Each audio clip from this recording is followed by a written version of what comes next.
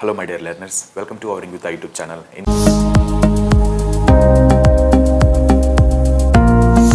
this video, we will learn about the William J. Long book in the first pages of the what he told about the literature. So he has taken so many references to give some understanding about the literature. But before that, we need to have some understanding about the literature. Here, you tell me and try yourself to define what is literature is about, or tell me the what is the meaning for literature. So లిటరేచర్కి అర్థం ఏంటి, literature అంటే ఏంటి అని మీ పదాల్లో కొన్ని నాకు comment చేయండి. But here in this first few pages of the William J. Long book, he has taken many references and he tried his best to give definitions about the literature, meaning for the literature. So to answer to these two questions, we need to consider 5 points. The first point is the aspects of the literature, and the second point is the qualities of the literature, and the third point is the tests of the literature, and the fourth point is the object in literature, and fifth point is the importance of reading literature. So let us look into the first point, the aspects of the literature. So before we'll look into the aspects of the literature, first you tell me, when you read a poem or when you read a novel or when you watch a drama or when you read a drama, what will happen to you personally? For me, if I read a poem, to be frank, initially I don't understand, but gradually I realized, I get enjoyment, I feel the emotion in the poems, and I feel so happy after reading some poems. So what would happen to us when we read a poem, when we read a novel? Usually, if we can understand what is the lines in the poem or what is the fiction in the novel, definitely we get some enjoyment and we feel the emotion in the poem or the novel. So first thing is, in the aspects of the literature, we get enjoyment, and what will we do after get entertained? We appreciate the work, right? Either a poem or it is a novel, we appreciate the novel. And the second aspect of literature, mostly few people could do, that is analysis and exact description of the literature. So this can be done by critics, literature students, but few people don't do this. So these are the two aspects of the literature. First aspect is enjoyment and appreciation. When you read a novel, when you read a poem, you get enjoyment, and after getting enjoyment, you appreciate that work. And second aspect is you analyze the text and you give exact description about the text that you read. And the second point in understanding the literature, that is qualities of the literature. So there are 3 qualities of the literature. The first quality is artistic expression of life in this world. And the second quality is its suggestiveness. And the third quality of the literature is its permanent nature. So let us discuss the first point in the qualities of the literature, that is artistic way of explaining life. For example, artistic quality of all literature, all art is the expression of life in the world. It speaks about some truth, some beauty which are in the world. For example, when you read Gitanjali by Tagore, you can understand the skillfulness of the Tagore, how he can tell about beauty, how he can tell about the truth. So you and I can speak about beauty and truth, but can we convey those things as Tagore conveyed?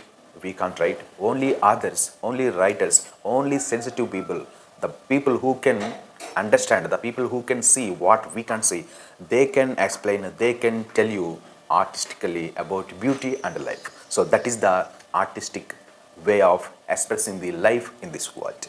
For example, if you can read the Shakespeare sonnet of 166, that is, let me not to the marriage of true minds admit impediments, love is not love.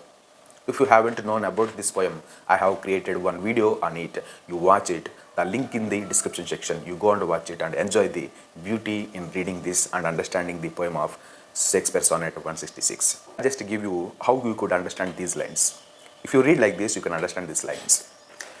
Love is not love, let me admit impediments, not to the marriage of true minds. If you read like this, you can understand this poem. So see here, how skillfully, how artistically, how beautifully the Shakespeare has explained about the bond between the husband and wife and a bond between the lovers, about the love. So this sort of expression, this sort of framing sentences you can only see in the poems, in the novels by the great authors. And the second quality of the literature is its suggestiveness. What is mean by suggestiveness? Suggestiveness means its appeal, the literature's appeal to our emotions and imaginations. For example, when Milton makes Satan to say, myself am hell, and when Faustus says in the presence of Helen, was this the phase that launched a thousand ships? So, whenever we listen these sort of sentences in the dramas, in the novels, in the poems, what will happen to us?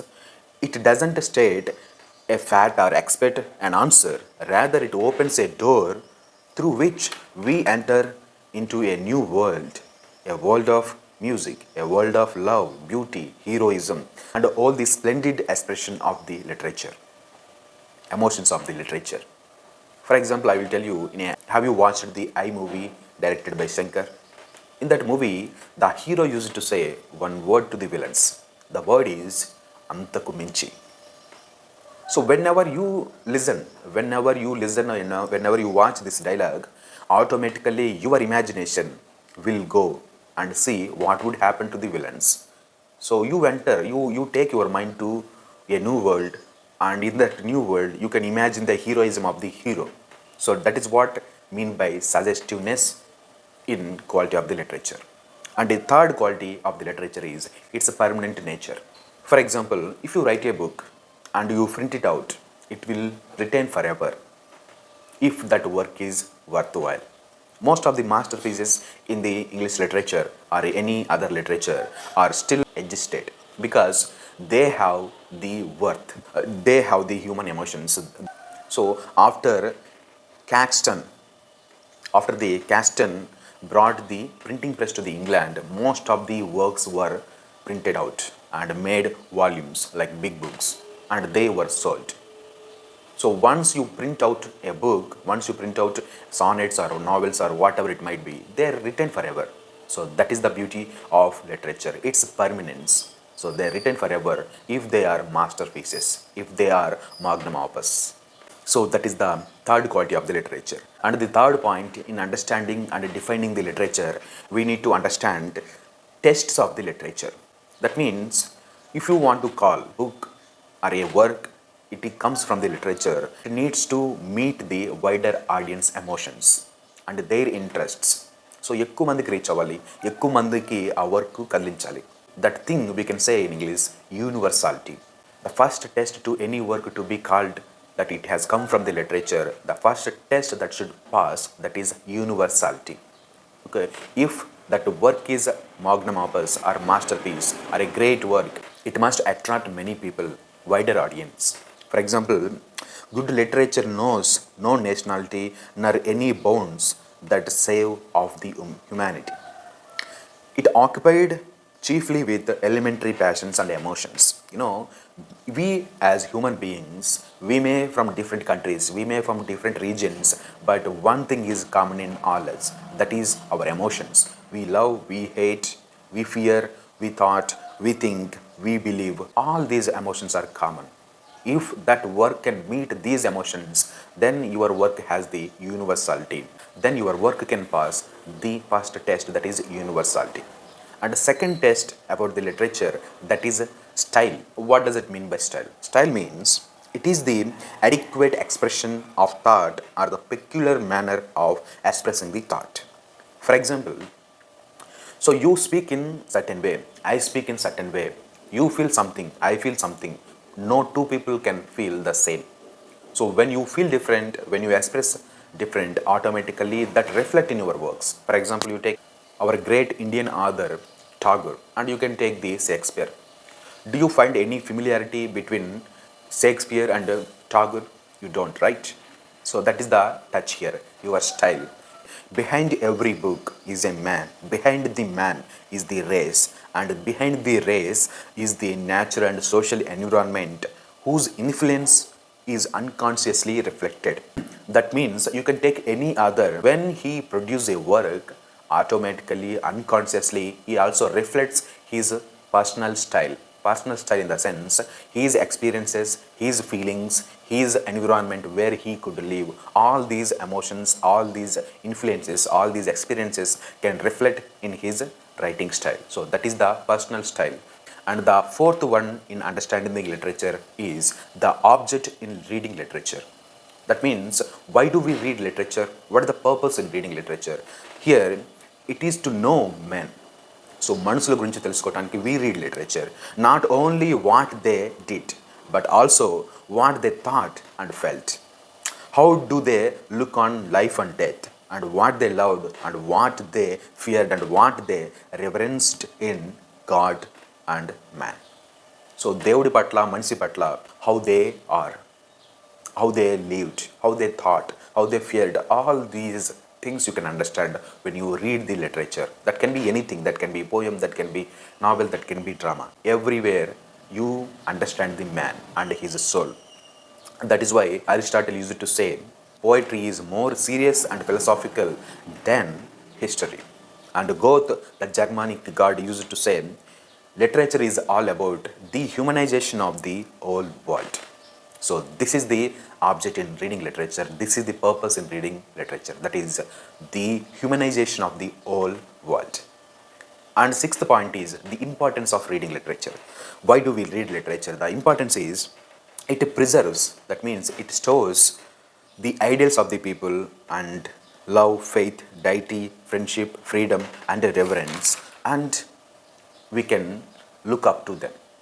The importance is, when you read literature of any nation, of any person, what will you understand? Only ideal people, only admiring people, only inspirational personalities, only great personalities.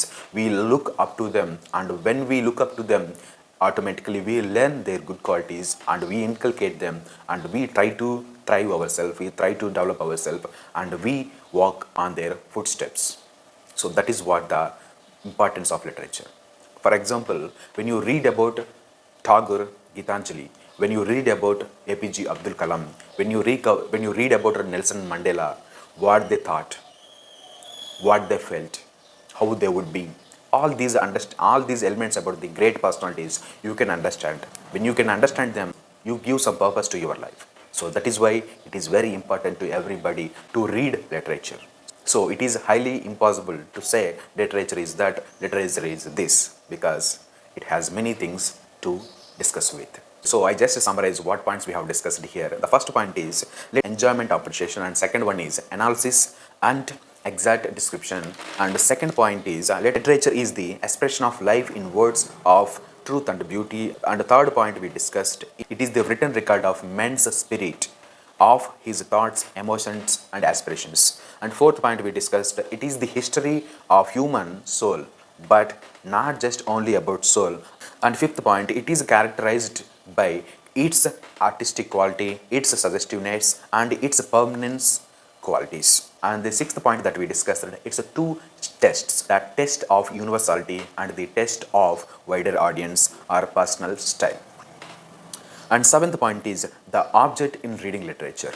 It is the object. The object is, aside from getting delight, getting enjoyment, it is to know men, that is the soul of men, rather than his actions, and it preserves to the race the ideals upon which all our civilization is founded.